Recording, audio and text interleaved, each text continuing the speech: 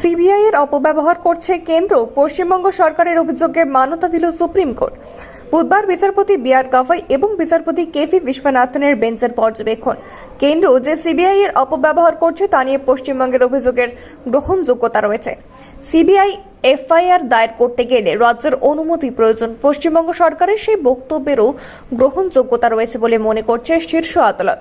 পশ্চিমবঙ্গে সিবিআই তদন্তের ঢালাও ছাড়পত্র বা জেনারেল কনসেন্ট প্রত্যাহার করার পরেও সিবিআই রাজ্যের অনুমতি ছাড়া একের পর এক মামলায় এফআইআর করতে শুরু করায় সুপ্রিম কোর্টে কেন্দ্রের বিরুদ্ধে মামলা করেছিল রাজ্য সরকার।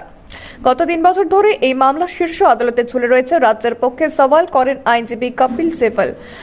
আগের শুনানিতে তিনি জানান, রাজ্যের অনুমতি বা জেনারেল কনসেন্ট ছাড়াই সিবিআই কোনো মামলায় তদন্ত করতে পারবে না।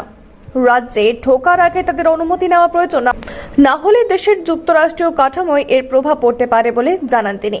অভিযোগ, সিবিআই কোনো মামলায় ঢুকলে তার সূত্র ধরে ইডিও ঢুকে পড়েছে। এই পরিস্থিতির বদল হওয়া দরকার। রাজ্যের পাল্টা যুক্তি দিয়েছিলেন কেন্দ্রের সলিসিটর জেনারেল তুষার মেহতা। তিনি জানান, সিবিআই কেন্দ্রের অধীন নয়, এটি একটি স্বাধীন সংস্থা, ফলে কেন্দ্রের বিরুদ্ধে মামলা করায় এই মামলার গ্রহণযোগ্যতা হওয়া উচিত নয়। সলিসিটর জেনারেল বলেছিলেন, সিবিআই একটি স্বাধীন সংস্থা, কেন্দ্র তাদের নিয়ন্ত্রণ করে না, কেন্দ্র কোনো এফআইআর দায়ের করে না।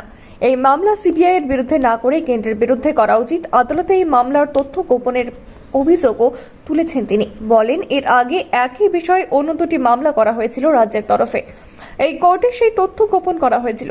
কিভাবে দেশের সর্বোচ্চ আদালতের কাছে তথ্য গোপন করা যায়, এটাই মামলা খারিজের অন্যতম কারণ হতে পারে।